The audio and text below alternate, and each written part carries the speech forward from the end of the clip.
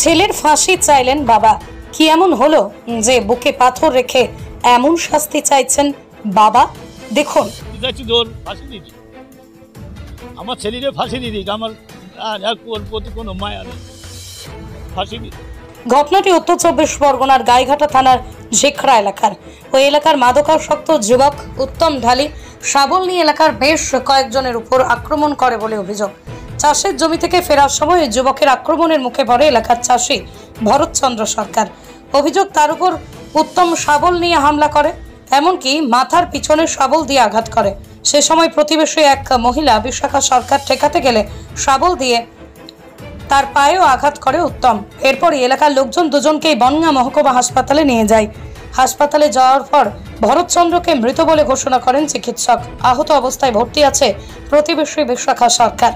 এরপরই এলাকাবাসী ক্ষিপ্ত হয়ে ওই মাদকাসক্ত যুবককে বেঁধে মারধর করে পুলিশের হাতে তুলে দেয়। স্থানীয়দের দাবি, এলাকায় হেরোইন আসক্ত একাধিক যুবক, হেরোইনের ব্যবসা রমরমিয়ে চলছে এলাকায়, যার কারণে আজকে এই ঘটনা। মৃত ভরতচন্দ্র সরকারের পরিবার সহ এলাকাবাসী ওই মাদকাসক্ত যুবক উত্তম ঢালির শাস্তি চাইছেন। অন্যদিকে অভিযুক্ত উত্তমের বাবাও ছেলের শাস্তির দাবি করছেন, ছেলের ফাঁসি চাইছেন তিনি।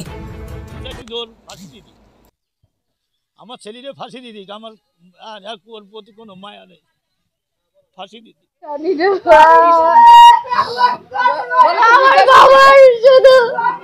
আমার বাবার মাথায় শাবলের বাড়ি মেরেছে, মেরে আমার বাবার ব্লিডিং বন্ধ হচ্ছে না। এই পাড়ার ছেলে উত্তম বলে একটা ছেলে মেরেছে। না না, কোনো শত্রু না, ও হিরোইন খায়, সমস্ত নেশা করে, নেশা করে সে মানুষকে 5 জন মানুষকে মেরেছে নাকি, আমি এটুকুই শুনেছি, আমি এর বেশি কিছু জানি না।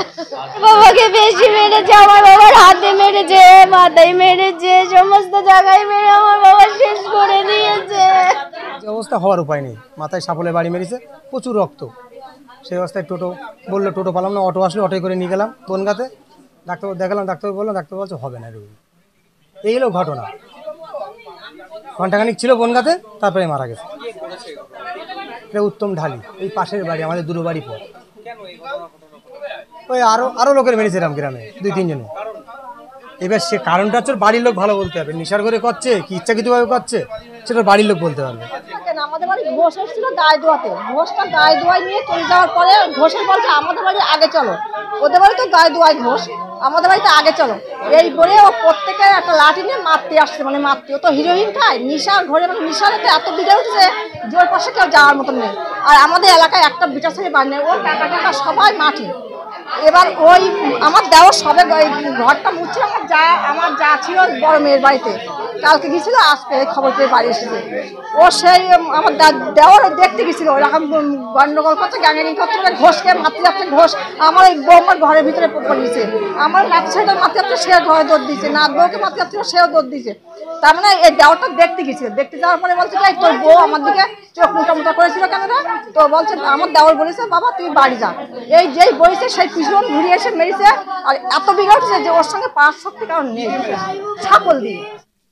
ছেলে এখানে শুনলাম, আমি তো জানি না, এসি দেখি সবাই বলছে যে এরকম একজন মেরে ফেলতেছে, তারপরে আরও 2-5 জনের হয়তো মেরেছে, সেটা তো আমি সঠিক জানি না। আরও অনেকে মানে আহত হয়ে রয়েছে এরকম। আমার স্ত্রীও আহত হয়ে রয়েছে। এখন এরকম ঘটায় কেন সেটা তো আমি বলতে পারছি না। এই যে নেশা করে, এখন হিরোইন খাই কি গাঁজা তো খাই, গাঁজা তো খাই জানি, কিন্তু গাঁজা পাওয়া গেছে পুকুরে যখন, তাহলে গাঁজা খাই, হিরোইনই খাই আমার যা মনে বলে। কারণ এইসব নিয়ে এসে খেয়ে খাওয়ার পরে হয়তো দেখা যাচ্ছে কোনো কথা যদি আমরা বলেছি, হয়তো আমাদের মারধর করতে আসলো। হ্যাঁ, যাচ্ছি ওর ফাঁসি দিয়ে দিই, আমার ছেলেরে ফাঁসি দিয়ে দিক, আমার আর ওর প্রতি কোনো মায়া নেই, ফাঁসি দিয়ে দিই।